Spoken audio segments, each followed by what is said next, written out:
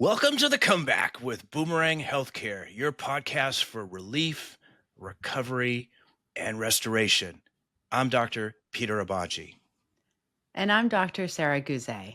As doctors, we know healing isn't just about treatment, it's about having the right tools, mindset, and support to move forward. You can have pain, you might be injured, or even hurting on the inside. With all that you got going on, you can still have a really great life. And that's what we're here for. This is the comeback with Boomerang Healthcare. Let's get started. I am so excited to have one of my all-time favorite people, guests, and my favorite Mhm. nutrition expert, Carla Hernandez, with us today. Welcome, Carla. Oh, thank you so much, Peter. Likewise. So Carla, for those of you who don't know, been a dietitian for 15 years, and she's worked in private practice and corporate wellness and in the health technology industry. And she has special expertise in women's health and PCOS and all kinds of interesting things. Thank Carla, you. you have an impressive background. I know that you've shared your knowledge in network television, major publications, and you just share your passion with everyone about leading healthier and happier lives. And so we are very excited to have you here. So thank Mm. you. No, thank you for having me. I was so excited for the invite, so I appreciate it. Well, why don't we dive into Sarah? Why is this? First of all, why this is such an important topic for us in the work, the clinical work that we do. Sarah, what's a typical scenario that our patients often are faced with? I will tell you, working with individuals with chronic pain, especially injured workers, something you'll often hear when I talk to them about, how has your life changed or your lifestyle, or I ask about their health, is that I will hear oftentimes that they went from a very physical lifestyle to an inactive one. And as they lost that muscle, they didn't necessarily change their diet much, and they might be reluctant to do some activities, and so you start to see that creeping weight gain. But along with that, I'll have a lot of patients who will tell me, I've lost a significant amount of weight, or I've gained some weight, but things are fitting differently. They'll tell me that, like, I can tell I lost the definition and the muscles I had. I worked in whatever it was, construction, or I used to go to the gym every morning before my shift at the hospital, and you would hear how their life and their body has changed, along with increase of type 2 diabetes or hypertension and poor sleep and other aches and pains. And so it's really sad to see, but it's really quite common. And actually, majority of individuals, when they're injured and have been inactive for 6 months or more, do indeed gain weight, that impacts their entire quality of life. And so this impacts many of our patients, and we're so excited to just dive right in and talk about how we can support those patients, not just for weight loss, but also even for our patients who don't lose weight. It's more about, right, regaining and keeping their muscles and their level of activity and reducing the inflammation. Yeah, let's start with inflammation, Carla, and tell us kind of your perspective on it and how it impacts chronic disease, including chronic pain as well as other chronic diseases, and how you start to approach that with patients. Yeah, absolutely. I mean, I feel like inflammation is like the root of all disease, right? So no matter what condition someone comes to me with or symptoms, that's kind of like the baseline that we have to address. And obviously with my work, I do that through food, through nutrition, because that's huge. Because if you're eating inflammatory foods, it's just going to further exacerbate systemic inflammation. Mhm. And so you can't necessarily um, pick the area that you want to reduce inflammation on your body, but you have to do that systemically through many different factors and many different ways. But food is very powerful. And so one of the biggest recommendations that I typically give is to try to minimize ultra processed foods as much as possible. So these contain, refined sugars. It can be in the forms of sweets. It can be in the forms of snack foods, traditional snack foods and chips. And they have typically higher sugar, higher salt. They have a lot of additional additives and ingredients that we just you know, don't really know like what they're doing to the body. And so in that kind of state, in that kind of healing process, we just want to try to eat whole foods as much as possible to really support the healing process and make sure that their diet is nutrient dense and that everything that they're putting in their body is helping them and not, putting them further from healing. Tell us a little bit about the sugar and how too much sugar spikes increases inflammation and how that could be bad if we're trying to manage our pain. Yeah, so that's kind of related to also like blood sugar management. So when we eat sugar or really any carbohydrates, and it's not to say that carbohydrates are bad, I don't want to put that impression. But when we eat typically carbohydrates, which breaks down to sugar, or if we eat just sugar in sugar form, that spikes our blood sugar. And what happens is there's a lot of oxidative stress when that happens. And so, what we want to do to try to negate that is when we eat carbohydrates, not only do we want to choose the right carbohydrates, so carbohydrates that are either whole grains or nutrient dense, like vegetables and fruits, but we also want to be pairing them with healthy fats and proteins to kind of minimize that spike in blood sugar. Also, fiber is very important.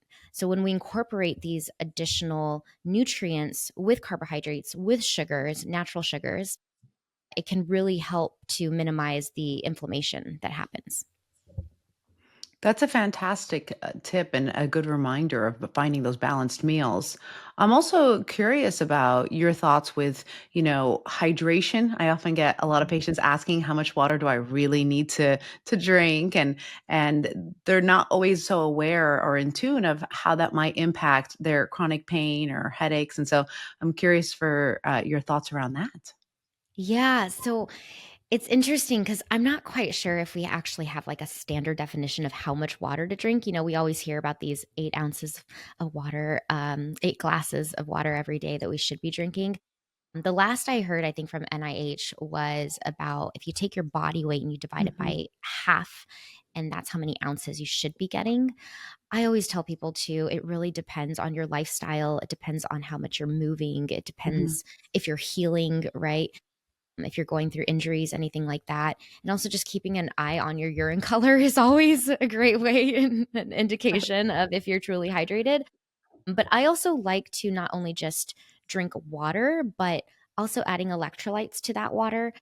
And that can be in the form of, a packaged electrolyte product, or it could also just adding sea salt, which has natural minerals in it. So just adding like a sprinkle of sea salt into your water helps that water get into the cells more efficiently to stay extra hydrated. I gotta say, I like to do really hot, intense yoga, Mm. and I lose about 3 pounds of water at the end of class, usually, Oh, Wow. wow. which I think is a lot. A lot. And I feel sometimes I feel even a little dizzy or lightheaded, at towards the end or at the end. And for the first time, where take my class, they were selling electrolyte packages. Mm. And so right after class, I go, let me check that out. So I put an electrolyte packet into my water and I kind of drank it down, chugged it down, and I felt so much better so quickly. Yeah. It really kind of blew me away. Yeah. Yeah. Sodium, potassium, all of that loss, it really affects our energy, our mood. And even people who aren't active and aren't sweating can benefit from it. We Mhm. just don't realize how dehydrated we get when we're not, also taking in that salt and potassium that we need with the water. Interesting. You mentioned earlier oxidative stress too. I wonder for our listeners if you could explain what that is and how you approach that with nutrition. Yeah. So oxidative stress is kind of when on a cellular level, you're creating a lot of stress on your cells, just kind of to, in layman's terms, I should say.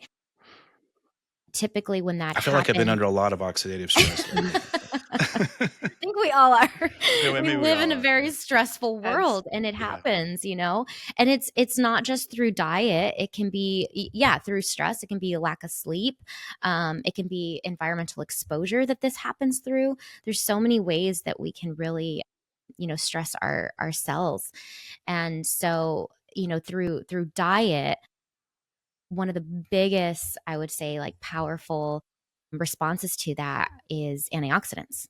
So making sure that we are eating foods that are rich in color, that like vegetables and fruits and a variety of them, that is kind of your really your powerhouse, I would say, for fighting this oxidative stress. So that would be like my primary recommendation. And then there's other ways you can do that as well. So there's a lot of great spices out there that are Mm, amazing for helping with inflammation. So I things like like, that. yes, making your food taste good. It doesn't have to just be, for the palate. It can also be Mhm. to help the body heal. So turmeric, ginger, cinnamon, all of those are very common in like Indian cuisine, Mhm. but they're incredibly healing as well. That's a fantastic tip, and I think also really tangible, right? Because a lot of times we hear about increasing your fruits and vegetables, and I recall a statistic I came across that is less than 10% of Americans actually eat the recommended amounts of fruits and vegetables. And I think it's also a good reminder of, if you can't get all of that into your diet, just also working on the spices, and increasing those and exposing them throughout your day in various meals. But I am curious, any suggestions on how our patients and all of us can increase the amounts of fruits and vegetables that we consume in a typical day? I love this question. Yes, absolutely. So I like to do this with myself too, but when I've worked with kids in the past, I tell parents these secrets too because it works for everyone, no matter your age. But really, the key is to make sure that it is the highlight in your meal, at least half. And if you have to sneak it in, that's fine. So in the morning, if you're making a smoothie, you can take a handful of greens and just shove it in. I Mhm. love frozen cauliflower in my smoothies instead of ice. Really? Yes. It is a great trick because it's flavorless. What do you mix it with? Just the rest of my smoothie. So typically like I'll have like berries and flaxseed and some kind of plant-based milk and some protein in there and then I'll shove cauliflower instead of the Cauliflower is ice. having a moment. It really is lately.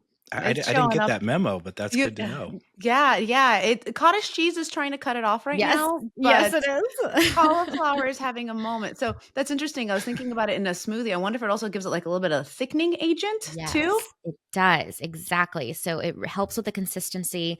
It's a little thicker, so it makes it more like kind of a milkshake, per se. Oh, That that's is so fantastic. interesting. Thank, thanks for sharing that. Yeah. And I feel like kind of using that mentality of just like how can I sneak things in through my meal? So whether it's like it's a soup or a stew, it's so easy to just throw some chopped veggies in. Greens are always like handful of greens, they just kind of wilt in whatever you're making, so it's just really easy to throw them in even if the recipe doesn't require it. There's Mhm, there's no shame in like throwing in extra vegetables wherever you can see fit. mhm, When you're sort of consulting or coaching with clients about choosing some of these fruits and vegetables, do you take into consideration, like anything about like their genetics or their ethnic background? Does it matter? Mm. Like, is cauliflower healthy for mm, everybody, or how do you approach that? That's such a good question. I absolutely do. More so just out of respect for their culture and what they're going to stay consistent with in terms mhm, of, the diet that I recommend. So that is incredibly important when you're working one-on-one with someone. And so, I'm of Mexican descent. And I know firsthand that if I try to tell my parents to eat some kind of American diet, that's not something that they're going to stick with. And I know that, right? So I mhm, have to be very cognitive and make sure that I'm including not only foods that they love, ingredients that they love, recipes that they mhm, love, and any kind of recommendations I give. And I would do that for anyone in any cultural background. I think it's very important because just like exercise, if it's not something that you like, you're not going to stick with it. I think that's a fantastic point because, right, the best way to change a behavior is to modify it, not to replace it. And so, if they're already cooking with certain ingredients, and perhaps you encourage them to increase some ingredients more than others, or to make a easy substitution, things like that, they're more likely to, behaviorally speaking, stick with it. Yes, absolutely. So I do think it's more of a psychological thing. I would agree with you on that one. I'm also curious if there's any other suggestions that, or things, behavior modifications that you have found either for yourself or for your clientele that work really well that you'd like to share. Well, We bet you're part psychologist, part nutritionist to succeed with this, right? yeah, yeah. Just to incorporate more experimenting. If you haven't tried, cooking those plant foods in different ways, I think that can also change the game for people. Like sometimes they just have had it one way and they just don't like it and they Mhm. just stay away from it. But if you experiment with whether it's roasting, grilling, baking, sauteing, and finding in different flavors too, like experiment with different spices, experiment with different sauces. It doesn't have to just be boring. Mhm. And so sometimes I think we get stuck in this rut of like, oh, I don't want to eat plants because they just don't taste good. But if we can make them taste good and we find kind of what really satisfies our palate, I think it's easier to incorporate into our daily life.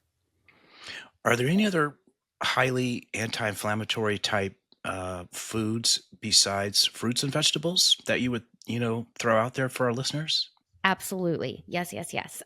So the biggest one I would say are foods that are rich in omega 3s. And so we know like the Mediterranean diet is highly studied kind of around this for being anti-inflammatory. And one of the biggest properties that it does have is like foods rich in omega 3s. So we all know that salmon is a given, but I would look beyond salmon. So there's other fishes that are sometimes even more affordable. They're more accessible to people like sardines and mackerel, herring. They're smaller fish, so they're going to be lower in terms of heavy metals. So all of those are great options. Also plant-based, you're looking at flaxseed, chia seeds, seaweed, algae. Those actually have omega 3s in them for vegans. I love those seaweed salads that they sell at Mm. Asian markets. Mhm. Is that a good choice? Yeah, as long as it has algae in it, that's actually why the fish have omega 3 in it because they eat algae. And that's where it Mm. Oh, stems from. Mhm. look at that. Peter's going straight to the source. I'm going I straight. love I'm going straight for it. the algae.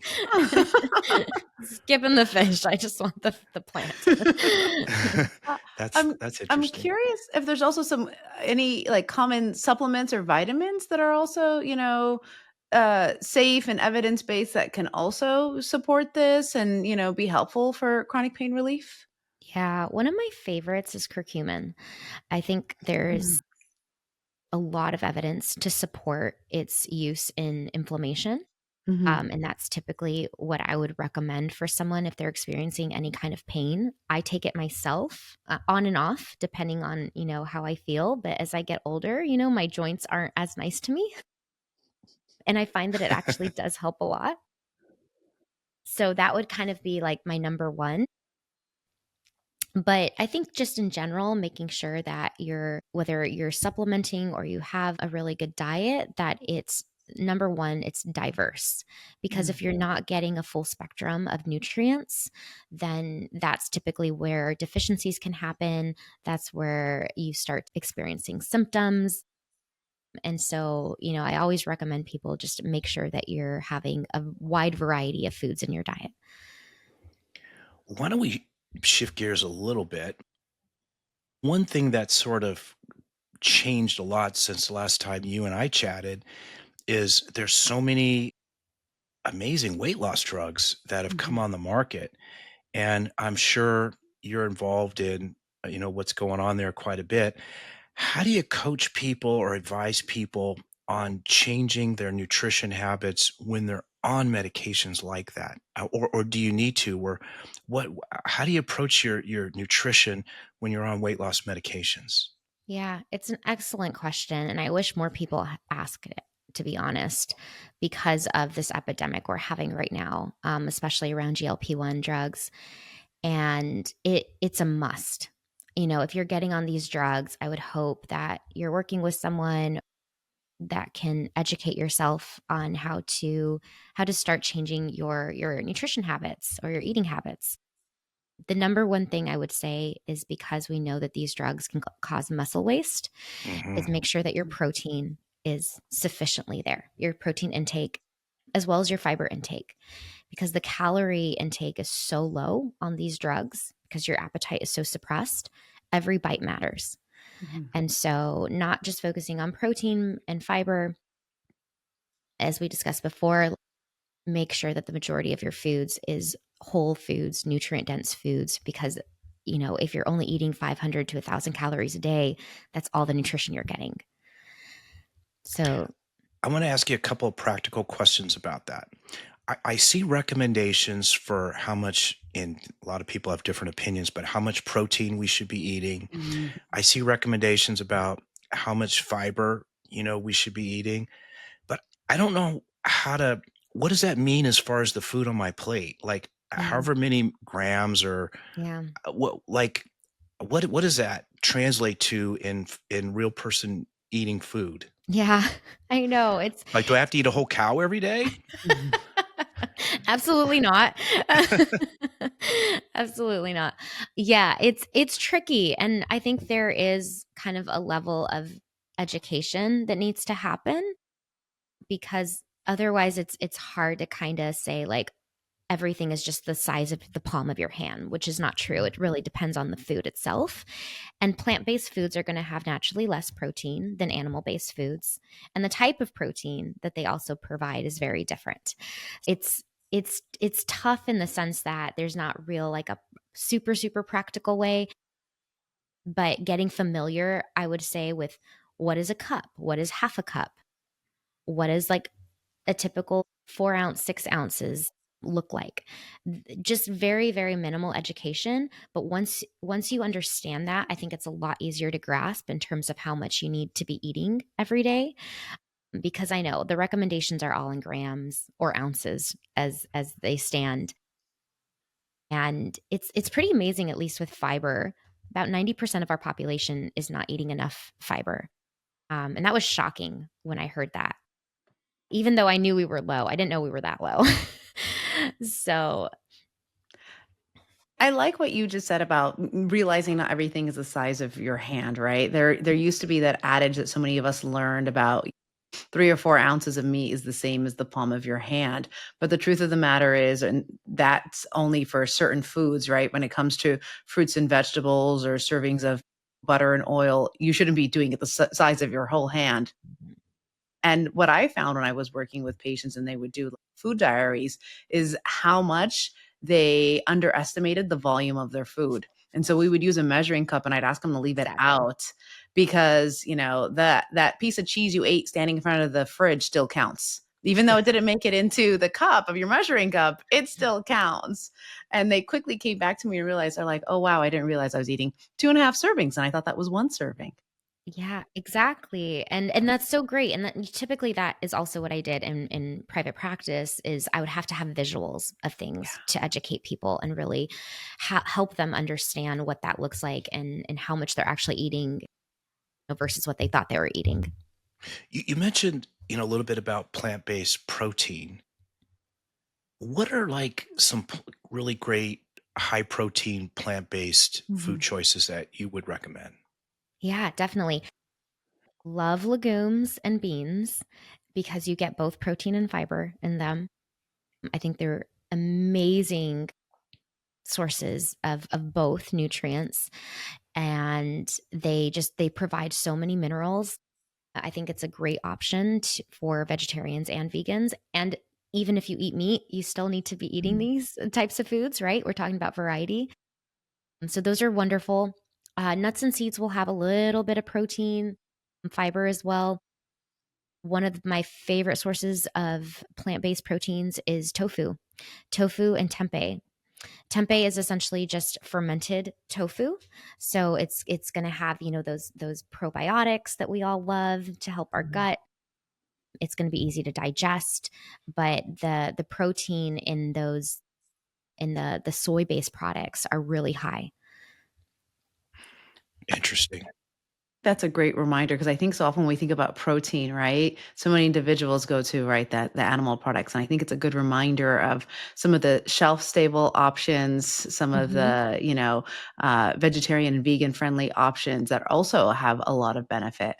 And I am curious because so many of our patients, because of their chronic pain and their health, aren't working full time. And finances Yeah. often comes up where they'll tell me, I can't afford a full, healthy, lifestyle because We of can't even the afford eggs anymore, so right? I was just about to say, yeah, a lot of us can't between the price of eggs and organic fruits and vegetables and grass fed and free range and everything like that, it gets very costly. And so I'm curious if you have any suggestions or recommendations for individuals who are still trying to be financially savvy in the grocery store, but yet balance that with a good, healthy diet. Yes, absolutely. I would say, don't get hung up on organic foods. You know, get get these foods in, whether they're conventional or organic. A lot of people get hung up on, I'm not going to touch this vegetable because it's not organic. Mhm. And what's more important is just to get that vegetable into you, to get the nutrients, to get those phytochemicals, to get the anti-inflammatory properties, right? That's the most important. So I think people get hung up on that. It's Mhm. not to say that conventional produce is not healthy. Mhm. That's just simply not true. So, if that's a price point issue for you, just hopefully that will that won't be an issue. And then I would say frozen and canned foods are wonderful to have in the house. And it's a great way to preserve nutrients. And it is absolutely okay to eat them whenever you'd like. I have canned beans always in my house. I have always like frozen berries in my freezer. So, these are really simple ways to just kind of save on money because we know that fresh produce is just more expensive. So those are really simple ways I would say to kind of help with that. But obviously eating plant-based protein sources too over Mhm. meat and animal products are going to be less expensive. And sometimes that's a good thing because Mhm. again, we're getting variety, right? We're getting diversity. We're exposing ourselves to different foods, and I think all of that is a benefit. Mhm. So it's not that it's necessarily a bad thing to maybe choose these foods once in a while or every day. It's just kind of what works for you at that moment. What about for people who are kind of rehabilitating from injuries or surgeries? They're trying to build their bodies back up. Maybe they got some atrophy and maybe a lot of inflammation from the accident or something that happened. And what's a good approach for somebody in that situation? Yes, I would say try to get pre-chopped Mhm. produce. So, because I remember when I hurt my wrist years ago, that was the saddest thing. I could not cook in my kitchen. And I would have to have like my sister come over and like chop things for me. And then little did I realize like I could have just simply bought pre-chopped ingredients. So that's a really easy way to kind of also minimize time in the kitchen. But things that are already pre-washed, anything to minimize prep time is really great. So getting ingredients that kind of are already there for you. And then investing in kitchen gadgets that can help. So things like food processors, mandolins, What's a electric mandolin? mandolin. Stop there. What is that? I love that question. It's the best invention ever. It's it's actually just like it's almost like a shredder, but it's like a slide, and you slide tomatoes, onions, anything that you need to slice. You just slide it through without having to Mhm. chop, and it just creates these perfectly round pieces of produce for you. But you have to use a finger guard. I'm just gonna go ahead and say Yes, that because, like, absolutely. Don't skip that. number one instrument to turn on me in my kitchen is the mandolin. many a finger cut. So yeah, it's super great. It's fast. You get into this rhythm and you're like slicing cucumbers. And if you're not careful, yeah. But it's a fantastic device. And yeah, for a lot of our patients, it is hard, that fine motor movements or all that Yeah. prep work, and they get, tired. And so definitely those are some great instruments to, utilize. Yeah. So besides a mandolin, what's another good instrument? I'm really learning now. Electric can openers are great because manual ones are hard depending on the kind of strength that you have in your hands and your wrists. And then slow cookers are life changing. Slow cookers, you just throw the ingredients in there and you just let it do the work, and you really don't have to do much. You don't even have to wash it. You just put the timer on and you set it and leave. So those would be my favorite ones, I would say. I love that. So slow cooker, what if, people with actual disabilities, maybe long-term or chronic disabilities, what are some good strategies to help them? And maybe they're in a situation where they're responsible for a lot of their meals. How would you coach them through eating healthy and navigating that with disabilities, and certainly some of the gadgets you mentioned, plus maybe there's some other strategies? Yeah. Are there specific disabilities that you're Well, you referring you know, you to? mentioned your wrist Mm. as an injury. I think a lot of people get back injuries, Mm. and being able to stand and lean and do things might be a challenge. Some people just have a hard time standing up for a long time. Mhm. They got Yeah. arthritis in the hips or knees. And then, of course, the upper extremity stuff. So many of us get carpal tunnel syndrome, and we get numbness and tingling and all these things going on. And I imagine it impacts our ability to prepare healthy meals sometimes. Oh, for sure. I would say pre-planning meals is really important.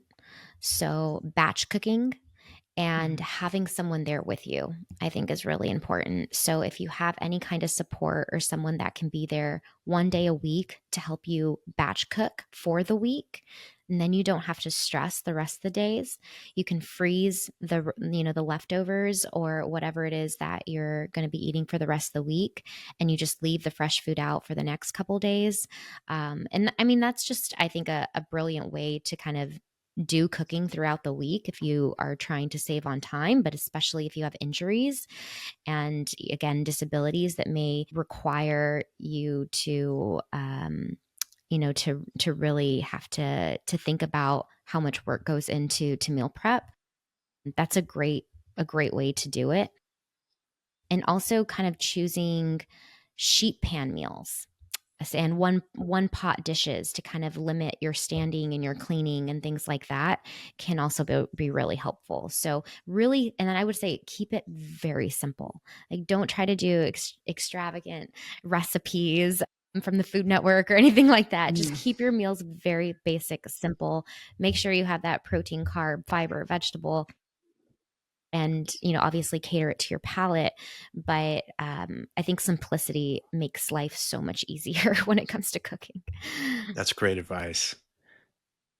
Those are fantastic tips and reminders. And I think, so many individuals, when they're living with chronic pain, sometimes, don't think about how much it impacts them in the kitchen, right? Until they sit down to eat and they realize their low back hurts from, standing and, over the stove for too long, or doing Yeah. all the dishes, and their body mechanics and the repetitive trauma on some of those limbs can be really hard, that they don't even get to enjoy the meal. Oh, And so yeah, I think you yeah. gave some great tips and suggestions that I hope people can really apply. I am curious, what would you say are some great realistic first steps for someone who wants to improve their diet but feels overwhelmed by their pain? Mm. Yeah, it's a good question. Again, I would say kind of and I know this is not may not be super realistic for everyone. It depends on accessibility, but really focusing on whole foods as much as possible. It's really as simple as that. I know, like, everyone, that's something I feel like a lot of people do say, but it makes a huge difference with pain and inflammation when you choose foods that are not processed, that are whole and nutrient dense. And so just starting there, like really looking at your kitchen, looking at your diet, what are you eating every day? What can I eliminate? What can I, trade this for? And just making simple swaps is really important. So don't kind of try to do like an overhaul, in one day, but I think simple steps um, every day will kind of make the biggest change in the long run. So, if you're drinking Diet Coke, maybe cut back on that Diet Coke. Maybe start trading one Diet Coke for a glass of water. Like little things like that over time will add up. I never like going cold turkey on people because Yeah. typically it always backfires. So I'm very much in favor of just doing what you can and what you feel works for you and you're able to be consistent with. It's Fantastic advice. great advice. Sarah, I'm just curious. I've been thinking, we've been talking about some of these changes and things, and I know you have twins at home. Mhm. Is it easy to get them to eat healthy, or is there a lot of pushback? And what do we do about the young ones? That's a great question. So, as you know, children are quite verbose about their palate and letting you know if they don't like something, and mine are no exception. They were great when they were younger, and I did all the, pureeing of the foods and bought the vegetables and made my own at the time. I don't know how I did that, and put it in the You're freezer, such a and good they mom. eat the spinach with the sweet potato. Well, I Mm. honestly, some of the food, I kind of feel bad now because I'm like, I tasted some of those mixes I made, like sweet potato with spinach, and my kids, like, they ate it. Maybe that's why now they'll be like, no, thank you. And I've taught them not to say yucky because that's rude. So they won't say it's yucky. They'll say it's not my cup of tea.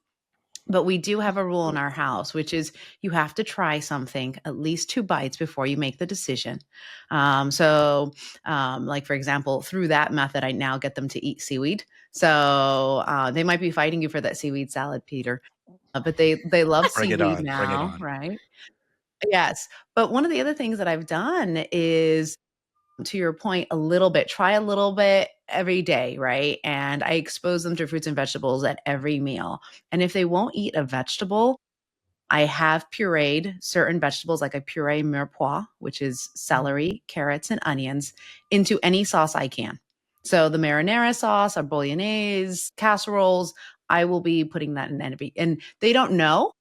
One of my boys, if he smells just onions and garlic, he'll be like, Mom, that smells delicious. Like he knows something good is coming. And then I have to, like, kind of like puree or cut up the rest of the vegetables. My other son is a texture item. I notice it for him, it's textures. So if I cut it small, he'll eat it. Honestly, he's a kind of a charcuterie diet child. He doesn't like a lot of meat, but he loves cheese and crackers and fruit. And so I'll make sure that we do a variety of different colors of fruits and vegetables, as much as we can. But it is tough with children, and you see them going to the pantry after we have dinner, and he's like, "Oh, I want some crackers." And I'm like, "We just had dinner," and he's like, "Well, I wasn't that hungry then. Now I am." And so it's tough to be like, "Is it because you didn't like the food? You didn't eat too much of it, right?" Yeah. And so I also try to get them involved in the kitchen as much as I can. Sometimes that backfires, and I have to, bigger mess to clean afterwards. But it's tough with kids, but if they helped, right, make the pasta or whatever it was with vegetables, and they might be more likely to eat it. But I am curious if you have any of the suggestions, because my kids will still crack jokes about broccoli and Brussels sprouts, and that's universal as long as Yeah. time. And so I'd be curious if you have any suggestions when cooking for a whole family, so individuals don't have to cook 2, 3 different meals every night. Yeah, it can be very challenging. I actually I'm working part-time with kids right now and I am definitely, it's been a challenge, I will say that. I don't have children of my own, but this is a good learning lesson for me. How many food fights have you broken up, Carla? None, thank goodness. Okay. But yeah, they do fight over food though. It's really funny. What I've learned though is I thought this was really interesting. It can take children up to 9 to 10 times Mhm. trying the same thing until they actually decide that they like it. Mhm. So offering them a variety of foods many, many times over and just keep putting them, in front of that food. Eventually, research says that they will eventually start to want to taste it, try it, like it. So I think it's exposure. The more you Mhm. expose your kids to a variety of foods and the more you put it in front of them, the more likely they are to eventually try it. Oh, absolutely, but I also wanna point something out, like, we also don't wanna push it either, right? So it's more like expose it and Right. try it, but we're Yes. not trying to be part of the clean plate club. Yes. So I never force my children to do that, and so if they tell me, "Mom, I just can't, this broccoli is not my cup of tea," I'll tell him, "All right, what other fruit or vegetable can you eat?" Yeah. And he might be like, "You know what? I see there's avocado over there. Can I go have half an Yeah. avocado?" And I'll be like, "That's fine." He found one that he'll eat, and I'm fine with that, and I gotta pick my battles. Yeah. Yeah. And that's exactly what you need to do. Carla, I think one of our last talking points discussions for today is the gut brain, kind of gut Mhm. body, gut health, microbiome, that whole area. It's evolving. There's a lot of research going on. Not a lot of it is maybe specifically proved on what to do, Yeah. but kind of give us your take on where things are at and how you approach that whole topic, because we know that there is a connection between our mental health and what's going on in our gut and our physical health, like our joints even, and what's going on in our gut. So maybe we could kind of shift to talking about that a little bit. Yeah. Yeah. Sure. So, I always like to put this out there. 80% of our immune system lives in our gut. I always love that fact because that really hits home for how much we need to really nourish it and take care of it. And it helps to regulate our immune responses and prevent chronic inflammation. So when it's out of balance, meaning there's more bad bacteria than good bacteria, that's known as dysbiosis, our immune system can become overactive. That can create low grade inflammation throughout the body, and it can potentially, lead to worse conditions, issues, diseases later down the line. So we really want to be careful about how we treat our gut. Gut permeability is something I think that is kind of talked a lot about. I don't know if you guys have heard of it, like leaky gut. Mhm. Yes. Maybe explain Yeah. what you mean by that. Sure. So it's when the gut lining becomes more permeable, and it can be caused by many factors, including stress and poor diet, infections. And it's typically over a long period of time when this happens. And essentially, what happens is certain things start to become permeable to the gut lining, and they can enter the bloodstream and cause a immune reaction. So what we see with that is people start to have more food allergies. They can have more food sensitivities. Allergies can develop later in life. They can have more pain. It can affect their mental health. It manifests very differently for everyone. I've worked, almost every individual I've worked with privately has some type of leaky gut, has some type of gut issue symptom, and it definitely affects other areas of their body. So it's definitely prevalent now, whether it may be accepted by the medical world or not. I know that's kind of like a tough one. When I speak to like gastroenterologists, they just don't want to accept that leaky gut is a thing. But we do have, I think, a lot of science and research showing that it is something that happens. So you're kind of saying toxic chemicals, bacteria, inflammatory things that maybe we would normally just excrete, out of our system, gets actually into our bodies, into our bloodstream and interferes with our good health. Yeah, Exactly. And I think there's a lot of research out there to support that gut dysbiosis, again, which is that overpowering of bad bacteria from good bacteria. It can trigger autoimmune responses. Mhm. And that includes something like RA, right? Like rheumatoid arthritis. So there is definitely research to support that. And the other thing is that the good bacteria that we want to nourish, they're super helpful. They create substances like short chain fatty acids. And what that does is it produces anti inflammatory effects. And so, again, if we have systemic pain or inflammation, those really help to fight. So, we want to nourish that good bacteria. Mm. We need Glenda, the good bacteria, in our gut. That's so cute. I love it. How do you get the good bacteria? Yeah. Where can I find that? So, there's a couple ways.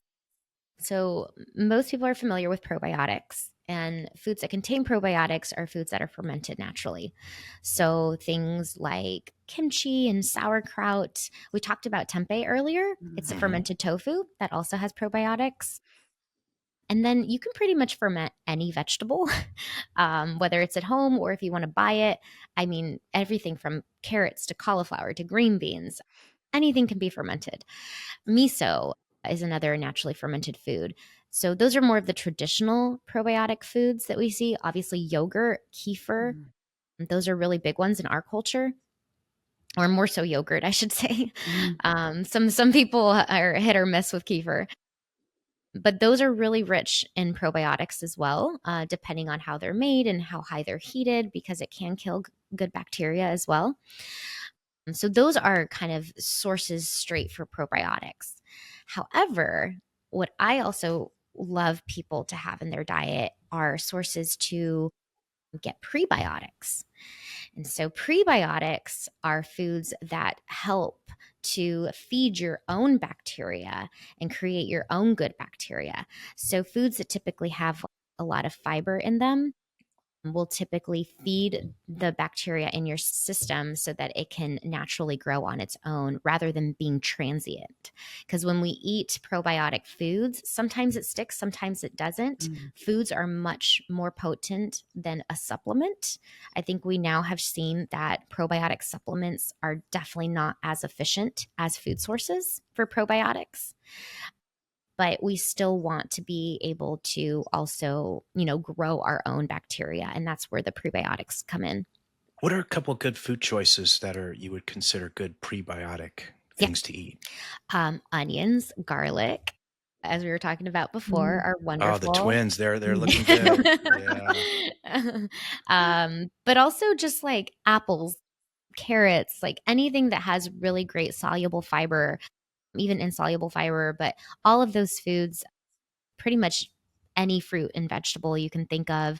Beans, legumes, as we talked about before, are really rich in fiber. Those are also great sources of prebiotics. So, yeah, there's so many out there.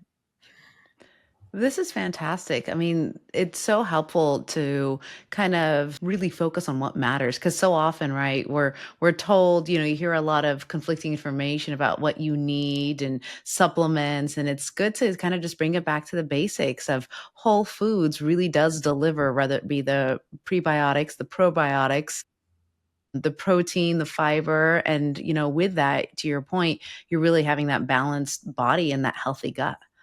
Yeah. And so, curious if you have any other final takeaways or tips or encouragement that you want to share with any of our listeners? Yeah, I would say, it's a journey. Changing your diet, your habits is not going to happen overnight.